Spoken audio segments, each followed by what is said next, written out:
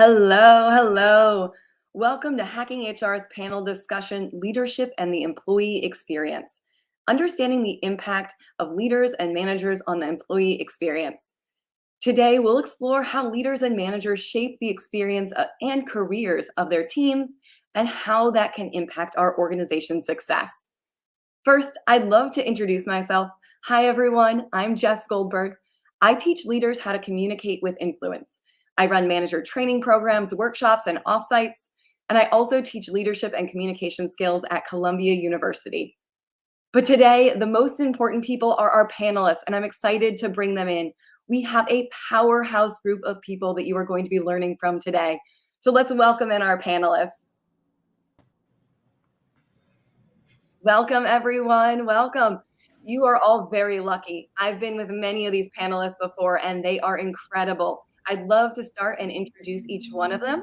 If each one of you could introduce yourself, I'll call on you, you'll introduce yourself, and just share a little bit about why today's panel conversation is so important for people to be tuning into. Michael, we'll get started with you first. Hey, Jess, thank you so much for having me. I'm really excited. I'm excited for this, as you said, powerful panelist group. Just a quick background on me. As you can probably hear, I didn't grow up around here. I'm from Europe, from Germany in particular, but I've been in HR for 25 years, and I found that really understanding and caring for people makes all the difference. And so the environment in which we put people and the experience that we create is one of the key means to do that. And that's the reason I'm here today. Thank you so much. I'm excited to have you with us. Lucy, let's have you go next. Hi, everyone. My name is Lucy Georgiadis, and I am the CEO and co-founder of Elevate Leadership. Similar to Jess, we do a lot of workshops, we do offsites too, we do coaching. And my co-founder and I, Lindsay Niels, founded the company because we really believe that who you work for is everything. It really determines whether you love or hate your job, or whether you go home feeling elated and happy or really deflated and discouraged. And so managers have a huge impact on employee experience. And it's a topic that's very close to my heart. So I am looking forward very much to talking with you all about it today. Amazing. Welcome, Lucy. She's a real powerhouse. I'm going to go to Colin next, who is also just incredible. Excited to have you with us today. It's good to see you. It's good to be with you all. And I agree, Lucy is amazing. And Michael and Tony, it's wonderful to be with you. And Jess, I have not seen you in the moderator seat, but your energy is already amazing. So thank you for that. So, we spend more time at work than I think we realize. And that to me just automatically means there is an opportunity to make sure that the workplace is a place that's safe and that sees and hears and respects and values and invests in people. And I think that we all individually have experiences or have heard the experiences of others where the workplace has not been those things for people. And as a former, I call myself a reformed HR leader and chief people officer, I have seen the physical and emotional manifestation of us missing that moment. And so for me, I wake up every day trying to support HR and DEI leaders through our organization Going Beyond the Work, so that they have the strength and the influence and the tools to fight all of the impediments to culture so that the workplace can be a place that people can thrive. So I'm excited for this conversation today. That is so important. Welcome, Colin. Let's go to Tony. Hi, everybody, and thanks very much for the invitation to be here. I'm also, like Michael, over 20 years in HR and across multiple sectors and countries.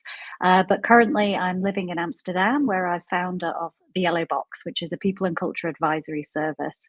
And for me, really, the reason I'm here and the reason this is also very close to my own heart too, is because I support scaling businesses. And one of the things as companies are growing and going through that really early hypergrowth phase, the easy thing to do is believe that the experience that you created quite organically and usually unintentionally in those early days will somehow just magically scale through the coming years and growth period. And of course, we in HR know that that's sadly not the case, and it does need to be honed and designed and really shaped very deliberately, just as much as your culture would be. And that's really, for me, where the influence of managers and leaders also can really make or break this whole experience. So looking forward to talking to you all. And yeah, thanks for your energy so far, Jess. I agree with Colin. It's great.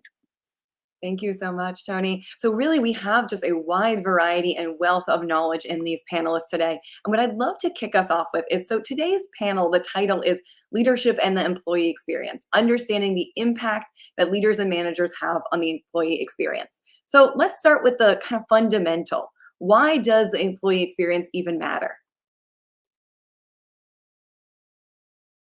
And we will have whoever wants to jump in first, kind of jump in. And that way, naturally, whoever, feels like they have something to say first can go through. We can give everyone a chance to say something if you want to say something. But if you don't, we can always make sure that we can just move on to the next question as well. So I'll leave it open to you all to see who wants to go first. I'm happy to jump in unless somebody else would like to. It's always a bit hard to see, read the cues. Do you want to go, Lucy? No, go ahead. Go ahead. I'll go after. Oh, lovely. Thank you. I mean, in terms of why it matters, I mean, if we also perhaps just align with ourselves, what is the employee experience? And for me, it is the touch points on a daily or any other kind of cyclical basis. So they really start from the moment you first engage with a company all the way through until the day you say goodbye. And these, for me, the reasons the employee experience matters so much is because I would like to call them the moments that matter. The conversation about where things are going well, or the conversation about why you didn't get that internal promotion, or the difficult conversations, or the great moments.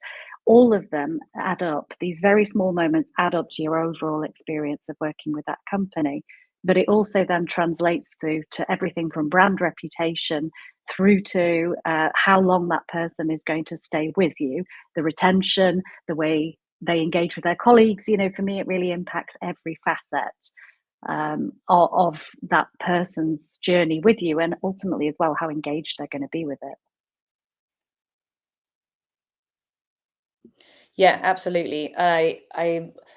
I like how you say that it's this kind of journey with all these sort of different facets that happen. And there are so many, as you say, there's so many touch points that managers have with their direct reports and with the wider community in companies that makes a really big difference. I think it's also quite synonymous with employee engagement. And I feel like when employees feel very engaged, that's when they really bring their whole selves to work, and it really impacts their experience of showing up. And it matters because employees' relationships with their managers has a greater impact on engagement than anything else, and that obviously really impacts their experience as well. And we know from a bunch of Gallup surveys that have happened that managers account for at least 70% of the variance in employee engagement. In fact, employees who feel really supported by their managers are 3.4 times as likely to be engaged than those who don't feel supported. And so all those touch points, as Tori says, really, really matter. That is so important. That's such a, in some ways, sometimes shocking statistic, Lucy. So thank you so much for sharing that. I want to make sure that we introduce our other panelists who just joined us, and then we'll go back to the question. So we have, is it Sandy? Yes, it's Sandy. And sorry, guys, every time I try to connect from home from my laptop, it's always an issue. And for whatever reason, today was exactly the same thing. So I do apologize for being late. If you could just introduce yourself, just share a little bit, about who you are and about why you're excited to be part of this panel today. Why is it an important panel conversation? And then we'll go back to our previous question, but I just want to make sure that we get to know all of our panelists. Absolutely. So my name is Sandy. I am located in sunny California. And I've been doing HR for a little bit over 20 years. The reason why this topic is important to me is because I think that it's a very strong foundation for employee retention. That employee and manager relationship. So that's what excites me about this conversation today. Thank you so much. So we're going to pull us back to the conversation that we were having about why does the employee experience even matter? Colin or Michael, if one of you two want to jump in next, I'd love to hear from one of you. I would love to. And quite honestly, Lucy, thank you for mentioning the Gallup research, because I had that already on top of my list. So if you would not have mentioned it, I would have mentioned it. I think it was in a report called The State of the American Manager. And it was really one of those landmark surveys that really hit home, because 70%, that is huge.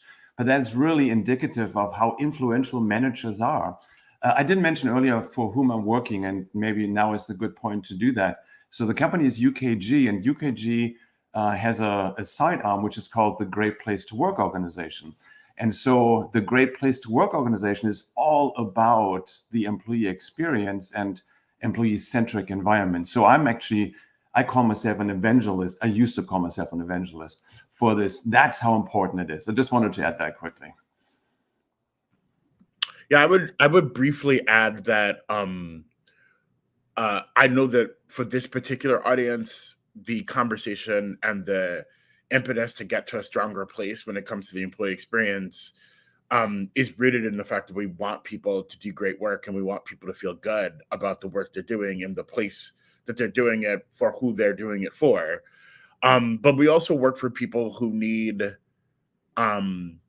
validation that these initiatives are good for the business, right? And so if we really wanted to be honest, one of the reasons that employee experience is such a trend is because there's been study after study and research after research that supports that organizations that invest in this are more profitable. Now, I'm not down for that being the reason, but any organization that is intentional about developing strategies to not only create the experience, but develop managers and show them what good looks like, so that we can generate these experiences, regardless of how we got there, I think is important. But COVID changed our expectations around work and the things that we expect from work in HR, and the employee experience is different, right? Because there are things post 2020 that we are looking for organizations to do and to model and to care about, that I think has catapulted us to this moment. I'd agree with that. And the other thing I would maybe also just add on a little bit, actually coming back to what you were saying, Lucy, but maybe slightly, I don't know if this is a good panel behavior, but I'm slightly challenging a little bit on what you were saying as well, because I actually feel that the engagement side of things, what you were just talking about, Colin, I don't feel it's synonymous with the employee experience. For me, it's kind of an outcome. So if we get the experience right, the experience for me is where the reason I think it's such a trend is we were talking so much about engagement for so long, but it's a bit like talking about revenue as a company. We need more revenue, we need more revenue, we need more revenue.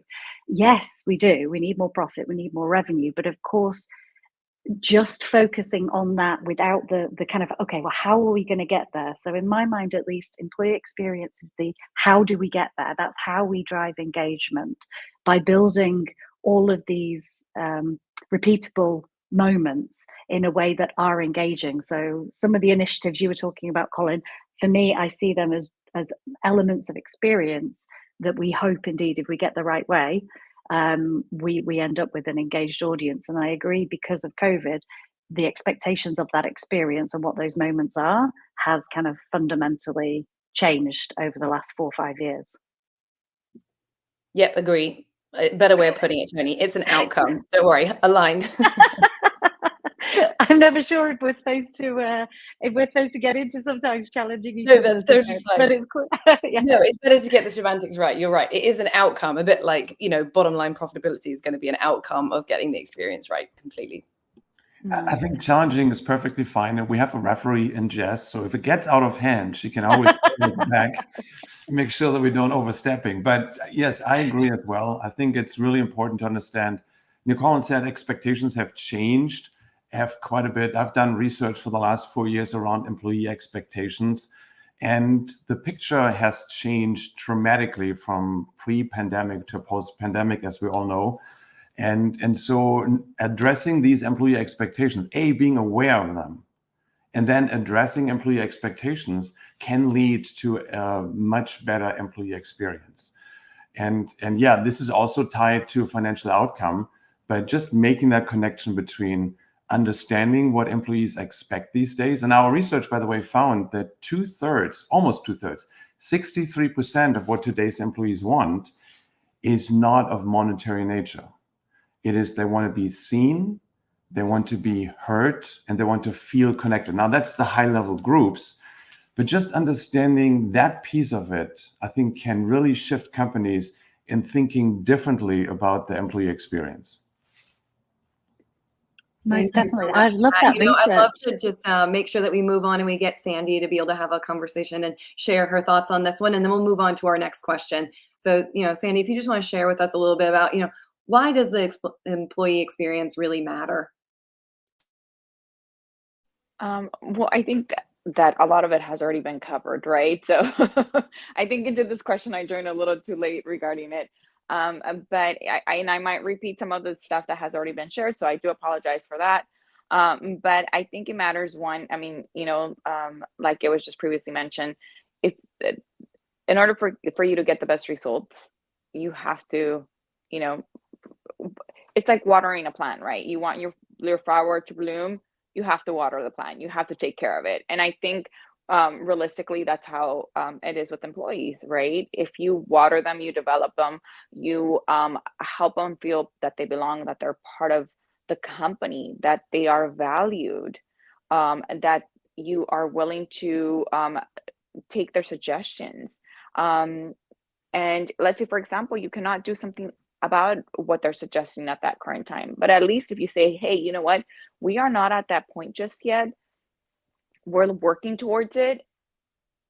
Even if you say no, but at least the fact that you took the time to allow for them to be heard, that you allowed for them to be able to express, to bring something to the table, to feel that their opinion, their suggestions matter, I think will give you better results as a whole. And you have brand ambassadors at that point, right? The better you treat them, the better brand ambassadors you will have. Thank you so much. And so, what I'm hearing from this panel is really, it's not just about something that, makes us feel good, but really the employee experience is fundamentally important for the growth of our company and, how we want to build great places to work so that more people stay at our companies and we can build a great culture together. But I'm curious, the next thing that really comes up, and I'm sure is many of people's questions as they're watching this, is how do you actually do that? What can a leader do well, or sometimes not do well, that impacts employee experience? And whoever wants to jump in first, again, is welcome to go in. I can take this one if everybody wants to build on what I share. I think one of the big things is that conversation, the openness, right? Allowing them to feel safe.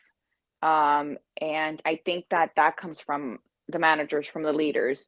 If you are a transparent leader, you communicate with your team, you are having those difficult conversations with them, and you are also not always sharing, oh, everything's perfectly fine, no. But if you're having a bad day and they're like, you don't seem okay today, you're kind of off, everything okay? And you are willing to be transparent and say, oh, you know what, just it's an off day for me today. Even simply that much, if you don't want to overshare, perfectly fine. But I think just that transparency starts building and starts opening up those doors of communication with your staff. And your staff looks at you, not just, oh, that's my manager, but, oh, you know what, that's my manager, and they're always willing to help out, right? They're always there for me. And I think that's, a great starting point.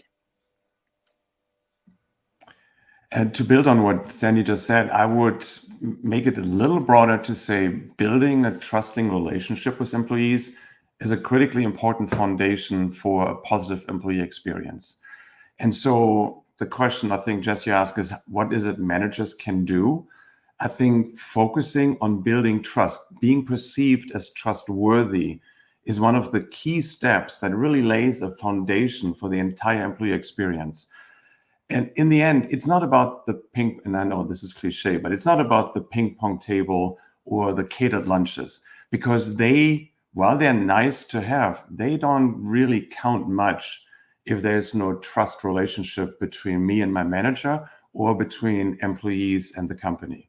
So let me just put this out as a hypothesis and see what the rest of the panelists think about that.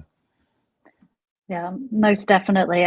The words that were going through my mind when you were talking, Sandy, have just been echoed even louder, I think, by you, Michael. For me, it's about authenticity. So I think that the kind of ingredients that I look for, and well, to be honest, for me, it's a bit of a non-negotiable. If leaders aren't prepared to do these things, then I'm probably not prepared to be in that organization. But for me, it's about them combining authenticity with consistency, and then a selflessness. So that's what I look for leaders to really give to every individual in their team. And by selfless, I mean they must think of their team's growth, their team's aspirations, their team's desires and needs before they think of their own. So for me, that's what I'm looking for, the authenticity of them showing up as real people, and indeed having that care to check in and be interested in the other person for sure.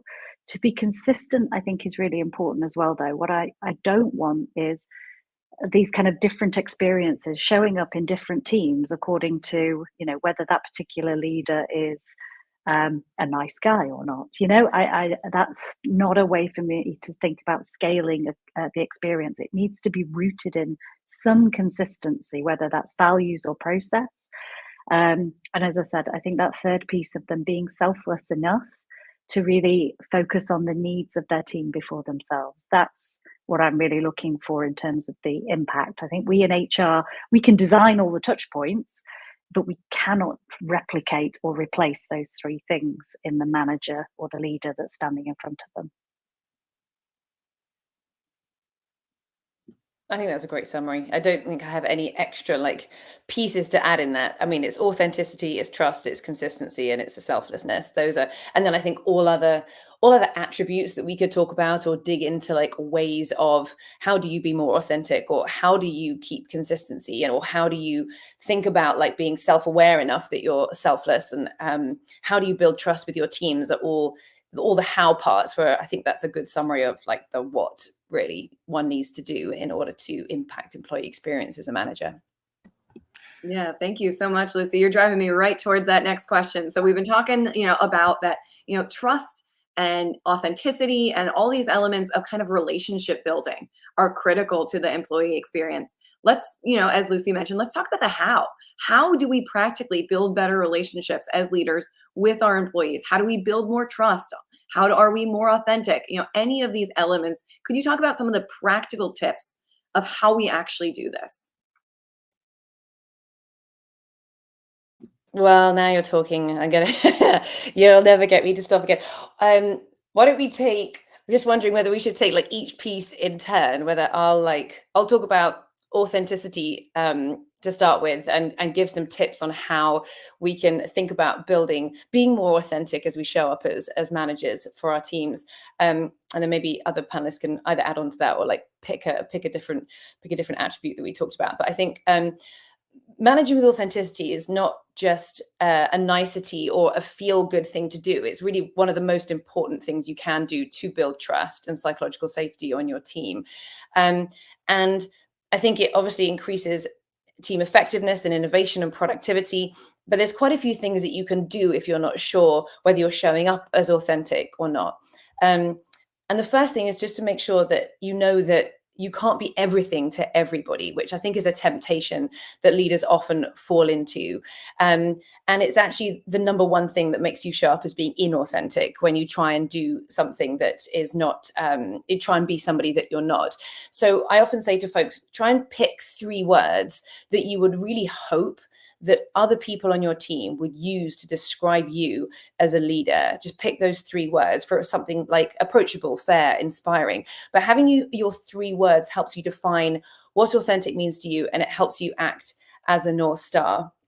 I'd say Another good tactic for helping you come across as authentic is to really let your feelings be a part of it. And Brené Brown's research shows that leaders that have the courage to cultivate vulnerability in their organizations foster trust and innovation and these meaningful connections. But many people think it's not professional to talk about your feelings in the workplace.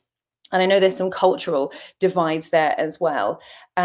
But even asking, even like following up from a, how are you doing today? Or like, how are you? Was not just a, oh, I'm fine, thanks, but something more like, you know, I'm tired, but I'm feeling excited and a little nervous about this meeting I have later because I've got something important I want to share with the group and I've been working hard to prepare it for them. Something that's like just a little bit more than, yes, I'm fine, thank you. And I think also just sharing relevant stories and personal experiences that you have. And this is, you know, a big part of building that trust and authenticity, making sure that you're creating that sense of connection and relatability for people. I had a client who worked in a very male dominated environment and industry and shared personal stories about the lessons that she learned growing up as the only woman on her track team. And it really helped inspire younger women on her team. So even if these stories are when you felt small or failed hard or were truly disappointed in something, it really helps your team feel that you don't have to be perfect to be successful. Anyway, I'll stop there. Those are a few hows on how to come across as being a little bit more authentic. And I'll take trust, but I think that Lucy actually touched on every single point as well to build that trust, right? I think all of these go hand in hand. And if you utilize that same, you know, technique across the board in that sense, it's, you know, it's a win. Because to build trust, you have to be able to be your authentic self, right? You have to be able to show your feelings. You have to be able to be open and be able to say, you know, like Lucy was saying, yeah, I'm kind of tired today, but I'm excited, you know? So I think it's just, building trust goes hand in hand with, you know, being your authentic self, being open, sharing the experiences that you've had, good or bad experiences, to help those that you are leading to further develop themselves. I think that's also part of being authentic, but it's also helping with building trust. So I think that a lot of what Lucy was mentioning goes hand in hand with trust and with the other elements that we were just talking about as well. And then maybe I go with some of the things that I would echo on selfless, because I do spend a lot of my time coaching leaders on exactly this area. So for me, if I were maybe sharing a tip for the audience and getting very practical, it's always please ask questions. Please ask questions and ask them always first. In any conversation, ask questions first before you give opinions or statements or feedback. Ask questions. It might be questions on the topic of, you know, how people are doing. It might be questions about their life. It might be questions about their aspirations. It might be questions asking for ideas, for input, for insights, for feedback. Like, give me your views. And if leaders can ask questions and get into a really robust habit of asking them, but to the point of authenticity, also asking them with an intention of listening to the answers, not just asking them for the sake of asking, then I think that really embeds the need to put your people first, because you get into a habit of continually asking for their views before sharing your own. So that for me is a very practical way to build the experience of selflessness from managers towards their teams. That is amazing, Tony. I've practiced that for 10 years, and it is amazing what even a single question can create as far as dialogue and trust and in relationship is concerned. So leading with that one, actually, I made a point just to ask one question. That was it. And then shut up, didn't do anything, just listened. And really listen to it, and then closing the loop, because there were always concerns brought up that I said, okay, let me take a look into it. And then within a week or 10 days, closing that loop. And sometimes, and I think it was Sandy who said it, you don't even have to solve the problem. But the very fact that you paid attention, that you took some action, and you closed the loop, that in itself is already building trust, because they see that you really focusing on them. I'd like to very quickly point something out that's a little contrary. Trust is all good, but trust can also backfire. And that is if trust is built or attempted to be built the wrong way. There was research done in '95, so it's quite a way back, that identified 3 variables that are critically important: the ability somebody has, the be your word, the integrity, and then also caring for others. But what I wanted to share as a practical advice, if you lead too heavily on ability and accomplishments in building trust, that can backfire. So that could be the certificates on the walls, the big titles, the big name companies you work for. If you put that in the front, people might think, if he or she is so smart, is she using her or his smarts against me? So the research found it's always best to start out with care for others, then put integrity in, and then come with accomplishments and ability in that order, so that people don't feel like you're trying to take advantage of them. It's hard because we all want to be seen as smart and accomplished, but that can actually backfire. Yeah, that research, I love that. It's the one that underpins if you're seen to be doing it for self-serving reasons, Yes. then immediately the trust is eroded. Yeah, the trust equation, I think it's called, right? So, yeah, love it. Amazing. So many tips for all of you to take home and start being able to try and implement. There's a lot here. Now, many people who are watching this right now, they're here, they care, they have some of this good intention, they're putting care first. But what many HR leaders struggle with is like, I might be myself trying to make some of this stuff happen. What I'm noticing is the other leaders are not. Maybe my manager, the CEO, the other leadership teams. What can HR leaders do when that's happening, when they believe that this is so important? What can they do to either allow others to know that this is important, to create the whole, culture, so that the employee experience, not just their direct reports, but everyone at the company really is able to benefit from this kind of way of being?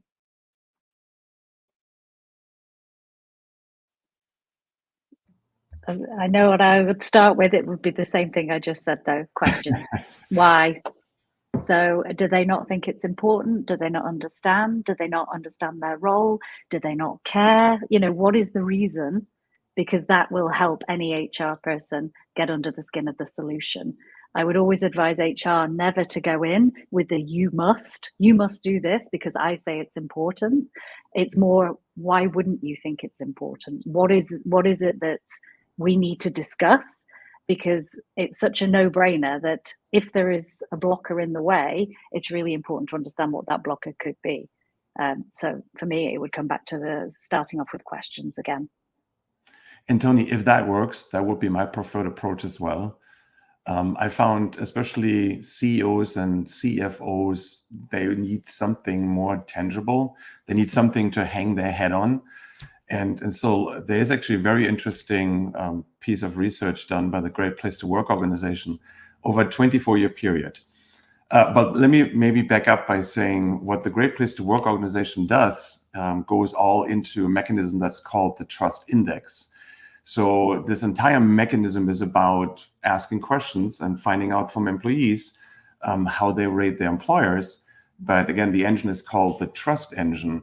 And so it's all kind of geared around trust. But what they have found is that the 100 best companies to work for over a period of 24 years outperformed the market by 336%. And so the one variable that all these 100 best companies have in common is they have high trust environments. So if you really want to convince leaders from a financial perspective, I think you can take that angle to say, if you want to outperform the market, if you want to 3x your performance, you have to build high trust environments. And with that, you have to have employee experiences that are positive. So that's one other angle that hits from a slightly different perspective and can be helpful with some individuals. Yeah, I think there's also a lot of, and I'm slightly biased viewpoint on this, given what I do and what Elevate Leadership does, but we're often helping companies with any budget try and find ways where there's the will, to Tony's point, like when we sort of dug in and once we sort of looked at the statistics around like how actually does it impact a company's bottom line when you do have trust, and how does it impact employee retention, employee engagement, and all these other symptoms, as it were, that affects is training for folks, because some of I mean, most people I think get into HR often because they do care about humans, and they do want people to do well, and they understand the importance of these kinds of things. But that is not the case for everybody. You're sort of a special breed of folks where it's obvious to you, it comes very naturally to you how to think about building trust, perhaps, and how to think about helping employees feel more engaged.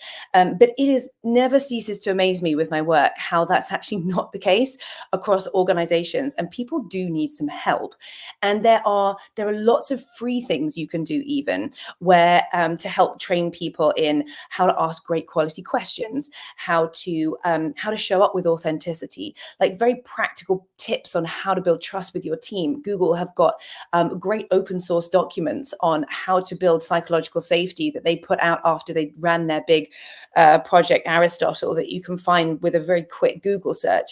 And for those of you who are really, really passionate about helping foster more a better employee experience, there are ways of putting together really great lightweight, light cost, like no cost even, training programs for your team members on how to do this a little bit better. And again, to Tony's point, not necessarily making these things mandatory, but having some tools and help and short videos and classes that you can use to send to people who do find this, it doesn't come naturally to them, or who aren't perhaps the most self-aware, or aren't perhaps showing up as their authentic self in a way. There's lots of resources out there for you to try and use. And Lucy, sometimes you just have to be the pit bull. Sometimes you just have to go for it and don't take no for an answer. Because that's the other piece. If you really feel passionate about it, meaning I've been kicked out of the boardroom before because I couldn't shut up about something that I felt so passionate about that we needed to do as an organization. And sometimes you just have to come from all different angles and don't shut up about it. Interestingly enough, it took me 9 months. And at the end of that 9 months period, the president pulled me aside and said, "Michael, I get it. You're really passionate about innovative wellness programs. Here's the deal. If you shut up about it, I'll finance a pilot." So that was the solution to the problem. And then it went from there. So sometimes you just have to go for it, and you have to put your foot down, not aggressively, but show consistency. Be that pit bull mentality to go after something, because they're busy. Meaning that's the other piece. Leaders these days have so many priorities, so many different things they need to focus on. If you don't clearly signal what is most important from your perspective, they might not hear you.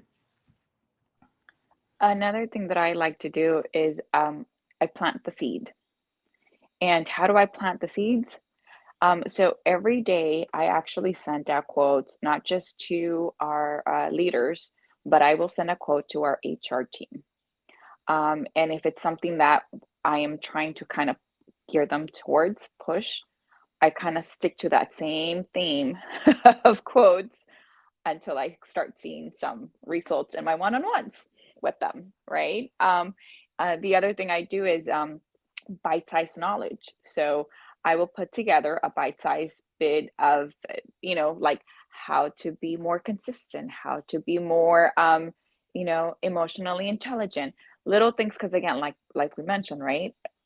They're busy and they don't always have that time. So just planting those seeds to kind of steer the conversation or steer the situation towards what you are looking for, towards what you are seeing the rest of the staff needs, I think is beneficial, right? And then you take the other approaches, like Michael and the ladies were saying. I mean, the planting the seed is where I tend to start. Thank you so much. So many great insights here. Many of you mentioned that, sometimes leaders need a little bit more to be able to understand the value of this. that they don't always naturally come in the way that HR professionals, many already naturally care about this. But so what are some of the metrics or studies that people can do internally on their own teams to kind of showcase the impact of leadership on the employee experience and on productivity, on some of these other things? Is there anything that HR leaders can do within their own organizations to showcase that this is important? I think Michael just shared I think one of the most powerful, because again, if you're talking to your C-suite, indeed, they just want to understand bottom line and the return on investment that they're going to get. So I think that study, Michael, I just was writing myself a note of it because I'm going to be, again, quoting that, I think, in the future. But if you think about the standard KPIs that we generally look at in the people and culture teams, we normally look at things like retention rates, promotion rates. We look at employee engagement scores, and more often than not, if you've got a sizable department, more than maybe 12 to 15 people, so you need to have a good response rate, but you can start tracking the difference between the departmental performance and then the 360 feedback that you might get with leaders. So I would always encourage HR teams to try and take existing data that they have. So most organizations do some kind of manager feedback. Take those scores and start looking at them versus your attrition, versus your average tenure, versus your average performance of the team, and pull together the narrative, because it will be there. Most likely, if you've got decent KPIs, it'll already be there within them. And it's just a case of being analytical and leaning on the numbers to hand, because in the end, that's also what business leaders always want to see. They want to see the numbers. You can also always look at the cost per hire. So if you have high attrition rates, the chances are you'll have very poor manager feedback going on and poor engagement scores. Just bring them the average cost to hire, from the advertising to the onboarding. And again, it's not so difficult to demonstrate, in my experience, the importance of this. It's usually harder to get them to buy into the frameworks or the consistency. But that's my top. And to add to that, I think the numbers are obviously when you're bringing your executive team numbers, that's really fantastic. And if you have got large manager surveys, often some of the devil's in the details with the comments, and those can be quite hard to pull out those key themes, especially if you've got very large organizations and you've got quite a lot of comments. And what we found when we try and calculate the ROI of our training programs for folks, when we look at those feedback scores and we're taking pulse surveys and employee engagement scores and manager effectiveness scores and that kind of thing, is that we take the comment section and we put it through, we actually use Claude, which is Anthropic's AI, which is really fantastic. I find that they're probably arguably slightly better at summarizing large bits of data, but you can put it through ChatGPT as well, which is obviously OpenAI's one. And when you put in a good prompt around, can you pull out these key themes and make them X and Y? And I feel like this is something that's important. You can play around with the prompts that you put in, dump in that whole load of qualitative feedback that you're getting. You'll find that they're really excellent at pulling out those key themes, which are very helpful executive summary to kind of go alongside those data points that you've got as well. Yeah, those are great points. I think technology has reached a point where you can really draw deep conclusions out of free text, and so the insights can be tremendous. What we have been using internally for a number of years is to have a very specific set of questions specific to the manager, because our former CEO and current CEO have a theme to say every employee deserves a great manager, and so there's a list of very specific questions that every employee answers twice a year specific to their direct manager. So there's a really good source of information, and there are some teeth in the program, because it's not just that this is being collected. This feedback is given to the managers. The managers will be given the opportunity to improve upon it and demonstrate improvement. So a system like that has to have teeth, because changing managers from what I would call old school to people-centric leaders is probably one of the biggest challenges that companies have out there. I have a little assessment tool that I've run with hundreds of companies over the last few years. And the one area that consistently comes up as a weakness or let's put it in a positive frame, an area for potential improvement is the leaders.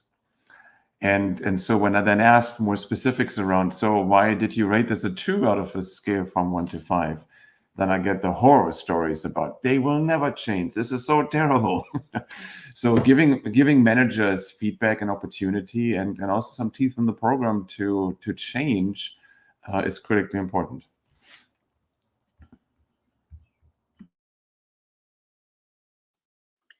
And then there's one question from the comments that I'd love to bring in. Let's just only have one person answer it though, which is, how would you recommend implementing these things when the C-suite refuses to do surveys or performance reviews? Is there anything that can be done? I'll leave the HR professionals to take this one. I feel like the three of you have a lot more experience than I do at trying to convince C-suites to do things that won't. So over to you. And quite honestly, what I would propose is probably not of great help. So I'll wait if maybe Tony or Sandy have a better response. I would say start off small. Do like a little, do like a little beta, just a small group, right? A small department. And then based on that, you can kind of say, well, see, I tried this already. So you kind of you ask for forgiveness instead of permission, right? In those case scenarios sometimes. And based on what you see, and I would say pick the department that you know that's going to give you the best results, right? That's going to give you exactly what you're looking for so that it's more easy to be able to put it across the board, because you're now showing real time data that says, here's what we have. Here's, let's expand it. Let's see where else it takes us.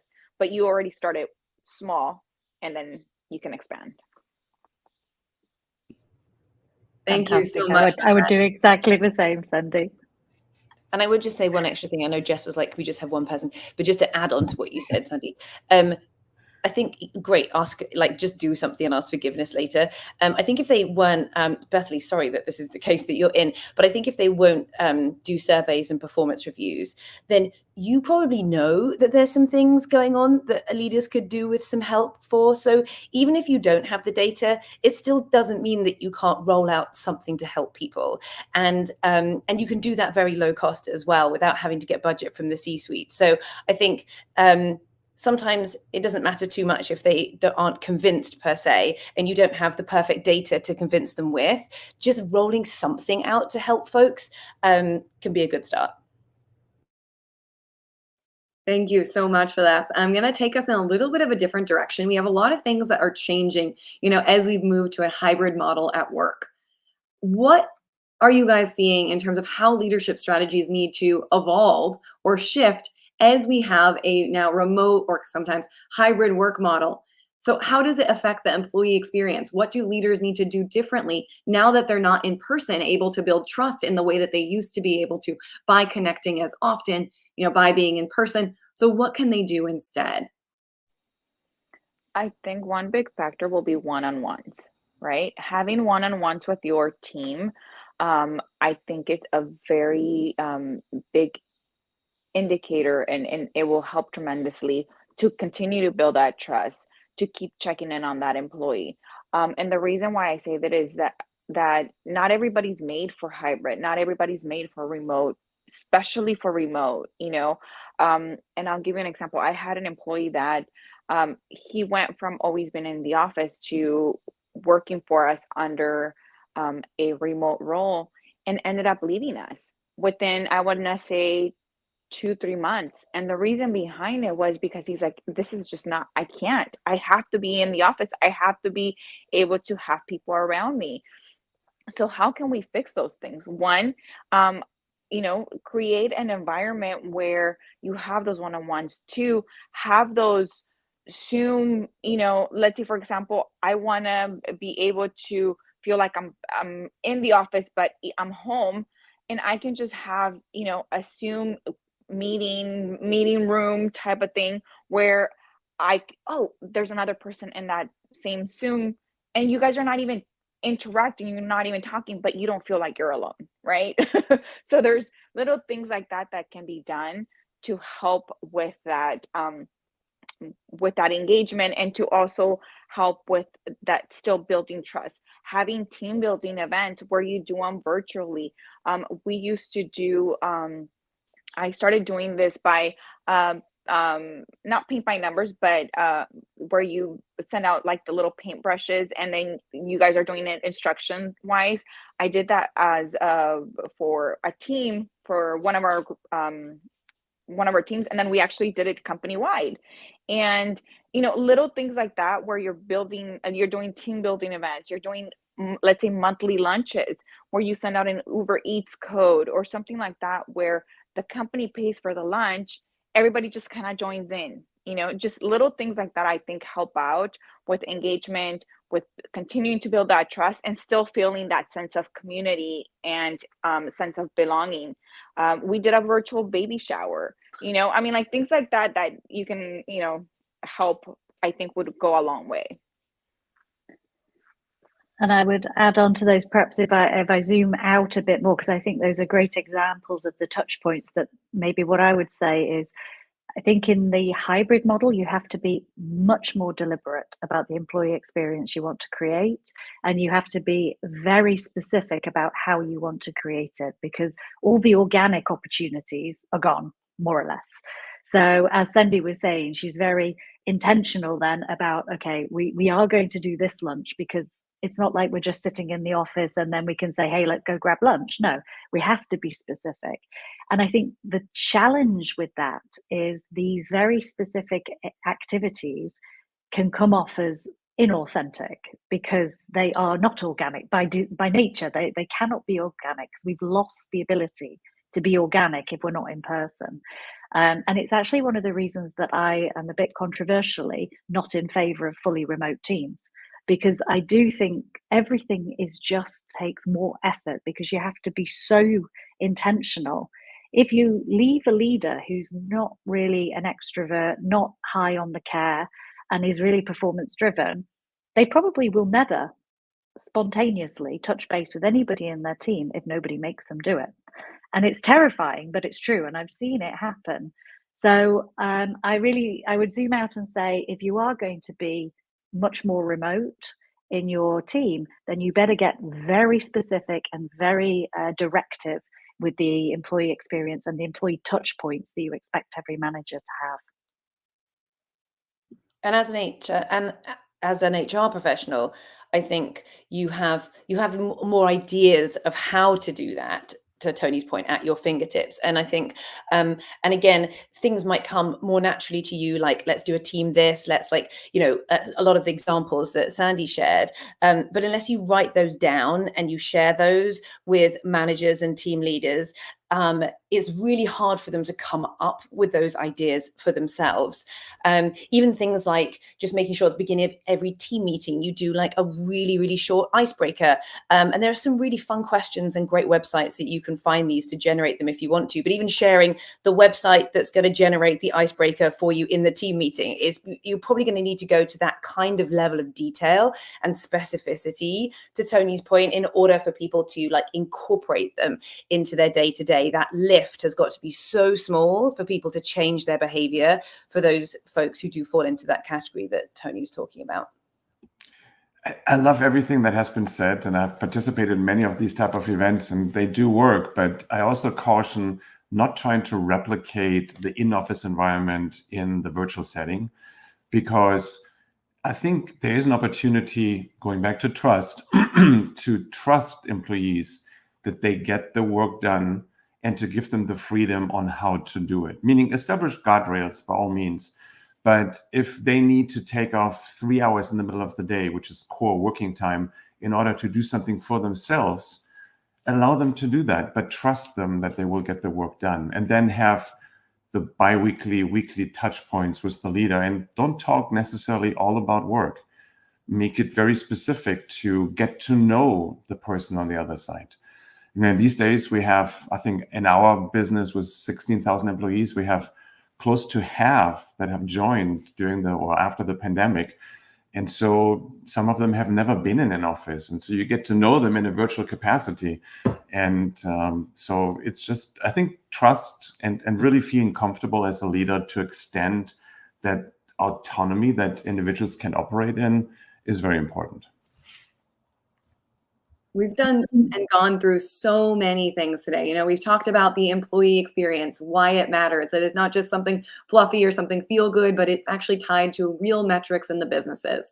You know, it's tied to our bottom line, to our retention rates. We talked about how to actually do that with leaders, you know, that some of the elements that are important are building trust and authenticity.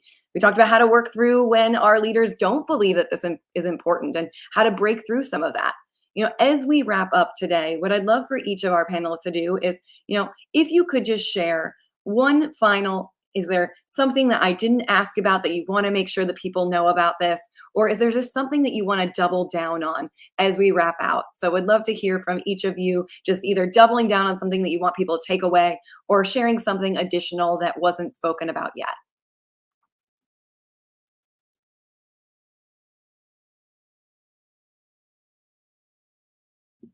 Oh, it's a hard one without more time to think. There's so many things. I'd say one more note on a note really on authenticity here to like really improve the employee experience, which is easier to model, and that is to make sure that you've researched like cultural norms related to people on your team. And this is another kind of like in the ideas box when you're sort of sharing how to create a better employee experience with the managers you have in your company as a whole, because everyone doesn't act the same. And we're trained by our culture and our societal upbringing. And while cultural norms are not shackles, they are sometimes really hard to break. So it's important that we don't make stereotypes out of these, but that we are observant of how those cultural norms that you didn't know about might be showing up on your team. Because oftentimes the initiatives that we create, the things that we think of doing are what we would deem to be culturally appropriate, but that's not necessarily the case, especially if you have a lot of remote employees in different continents, in different parts of, even in different parts of the United States, even there's wide cultural norms. So I think that would be my final one, to really ask, are there any cultural familial norms that might play into the way that you show up at work that is really important that I know about as your leader? I double down on trust, and I keep it really short by saying, make the assumption that what you currently perceive about trust, or that trust is frequently misunderstood, undervalued, and overlooked. Because trust has a much more powerful impact on everything that happens than most of us anticipate. So take a look at trust with a fresh pair of eyes. That would be my recommendation. For me, it would be something we didn't speak about explicitly. And for me, that would be the how important it is to make sure your experience is coherent with everything else that you're offering as part of your employee value proposition.